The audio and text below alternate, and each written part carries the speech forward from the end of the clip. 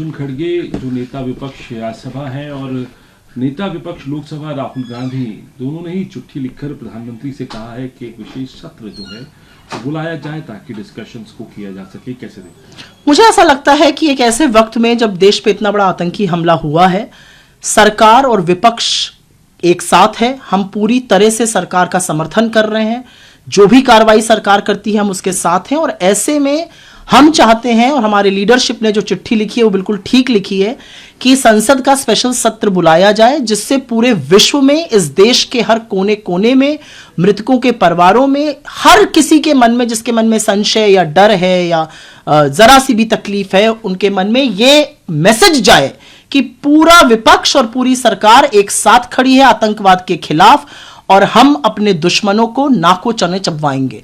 और इसलिए जरूरी है कि संसद का सत्र बुलाया जाए। वहां पर इलेक्टेड रिप्रेजेंटेटिव्स होते हैं, वो जनप्रतिनिधि होते हैं। लोगों तक यह संदेश जाए कि आतंकवाद के खिलाफ यह देश एकजुट है और हम पूरी शिद्दत से अपने देश विरोधी ताकतों के खिलाफ लड़ेंगे। मैम, इसके अलावा जो है हेमंत बिस्वा शर्मा ने एक बार फिर गौरव गोगोई पर अटैक किया, कहा कि उनके पास पूरे एविडेंस है कि वो पाकिस्तान गए, नेपाल गए, कैसे, और उनके करीबी लोग जो हैं वो गए, और ये सारे एविडेंस समय पर सामने भी रखेंगे। हेमंत बिस्वा शर्मा जिस तरह की राजनीति करने पर उतर आए हैं वो निहायत ही घटिया और सस्ती राजनीति है। आप अगर राजनीति में, क्योंकि आपके ऊपर तमाम आरोप और आक्षेप लग रहे हैं भ्रष्टाचार के, आपका पूरा परिवार भ्रष्टाचार में लिप्त पाया जा रहा है, तो आपको लगता है कि आप शालीनता और मर्यादा की हर सीमा लांघकर किसी और के परिवार को, किसी और की पत्नी को इस कीचड़ में घसीटेंगे। आपने एसआईटी सेटअप करी है, दूध का दूध और पानी का पानी हो जाएगा। फिर क्या हेमंत बिस्वा शर्मा रिजाइन करेंगे? फिर वो इस्तीफा देंगे असम के मुख्यमंत्री पद से? मैं ये जानना चाहती हूं। जो वो गंदी सस्ती राजनीति कर रहे हैं वो एक मुख्यमंत्री को शोभा नहीं देती है, लेकिन हेमंत बिस्वा शर्मा बहुत सी ऐसी अशोभनीय हरकतें करते हैं।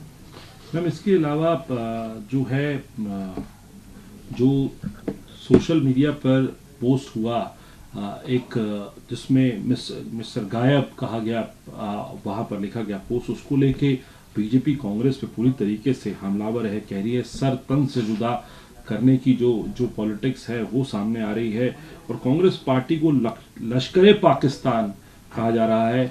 ये भी कहा जा रहा है कई नेताओं के द्वारा कि जो कांग्रेस पार्टी है वो क्यों बार बार पाकिस्तान की बोली बोलती है। और आरएसएस के नेता अंद्रेश कुमार तो ये कह रहे हैं कि कांग्रेस के लोगों को खाना हजम नहीं होता जब तक वो प्रधानमंत्री को गाली ना दे। बीजेपी के अंदर कितना विष भरा है, कितना जहर भरा है, कितने गंदे मन के लोग हैं कि उनको एक पोस्टर में सिर तन से जुदा दिखा, जबकि वो एक पिक्चर के पोस्टर से प्रेरित है। ये पिक्चर का पोस्टर है, गायब पिक्चर। तुषार कपूर इस पिक्चर में थे, वो गायब हो जाते थे, उनके कपड़े दिखते थे, शरीर नहीं दिखता। जो पोस्टर हमने लगाया उसमें भी शरीर कहीं नहीं है, ना हाथ है ना पैर है, सिर्फ आलीशान शानदार कपड़े हैं और मिस्टर गायब लिखा हुआ है, और मोदी जी का नाम नहीं है, मोदी जी का शब्द नहीं है। तो बीजेपी को यह क्यों लग रहा है कि ये मोदी जी के बारे में, कि क्या वो भी मान रहे हैं कि मोदी जी गायब? चलिए, बैठक से गायब नहीं होने चाहिए था। क्या वो मान रहे हैं कि प्रधानमंत्री को देश को संबोधित करना चाहिए, उससे गायब नहीं होना चाहिए? क्या वो मान रहे हैं कि हमारे देश का बीएसएफ का एक जवान पाकिस्तान के कब्जे में है, प्रधानमंत्री गायब है, कुछ नहीं बोल रहे हैं? क्या वो मान रहे हैं कि सुरक्षा की बड़ी चूक हुई है, इसकी जवाब देने से प्रधानमंत्री गायब है? क्या वो मान रहे हैं कि जब भी देश में त्रासदी आती है, आपदा आती है, चाहे वो मणिपुर हो, चाहे वो पुलवामा हो, प्रधानमंत्री गायब हो जाते हैं, प्रधानमंत्री शूटिंग करते रहते हैं? और बीजेपी अगर पोस्टर पे बात करना शुरू करेगी तो उनकी असंवेदनशीलता यह है कि जब एक सुहागन की दुनिया उजड़ गई थी तो घंटों के अंदर उन्होंने घिबली का कार्टून बनाया था। यह बीजेपी है।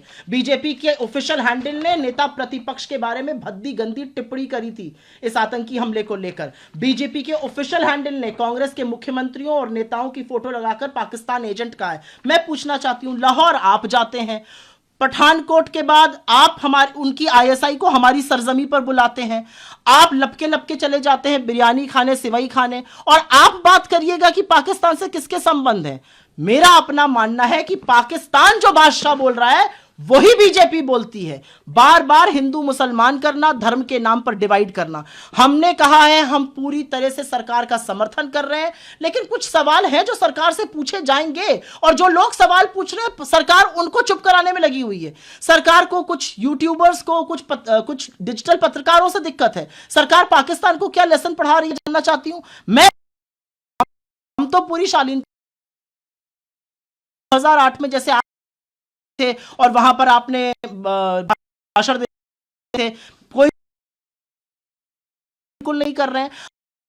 मुझे आज भी याद है 14 फरवरी 2019 पुलवामा का यह आतंकी हमला, आप कॉर्बेट में शूटिंग करते रहे और ये हम नहीं कह रहे हैं, ये आपके तत्कालीन राज्यपाल ने कहा था। तो मेरा अपना मानना है कि बीजेपी के मन में इतनी कालिक है कि उनको एक पिक्चर के पोस्टर पे ये गंदी बातें दिख रही हैं, और असलियत ये है कि अगर ऐसा नहीं है तो गायब होने पे मोदी जी का नाम उनको क्यों याद आ रहा है? क्या उनको भी लगता है कि मोदी जी गायब है?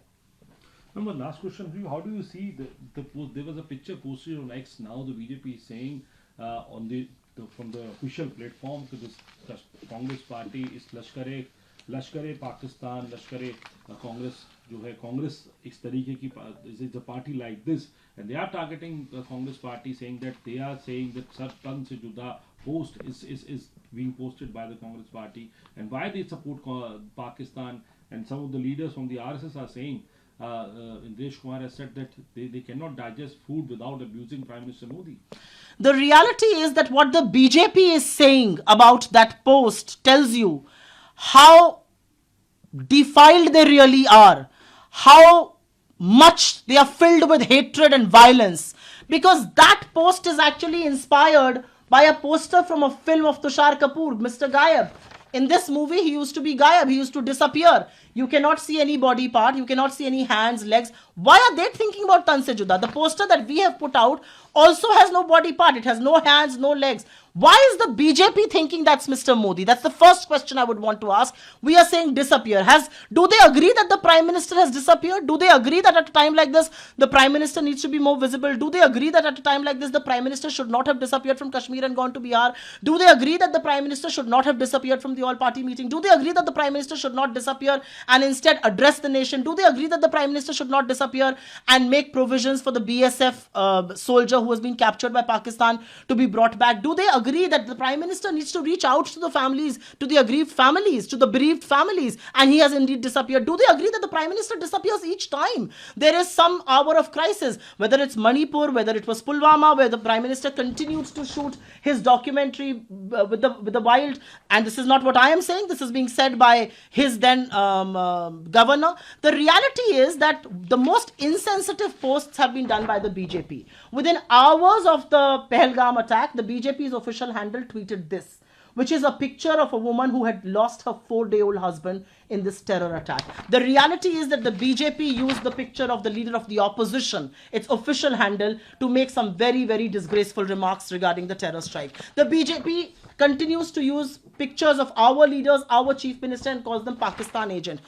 If I want to politic, I will ask, what was Mr. Modi doing in 2008 in front of Taj Hotel when 26/11 had happened? I will ask, why did the Prime Minister not stop his shoot? I will ask, why did the Prime Minister in 2013 call the army weak? I don't want to politic. I think our leadership has taken a very concerted call. But the reality is that there are certain questions in the minds of people, and we will voice those questions as a responsible opposition. With all due respect, instead of fighting Pakistan, instead of teaching them a lesson, you are actually fighting with YouTubers and digital journalists because they are raising questions. Is this what we have come to? I mean, I don't get it.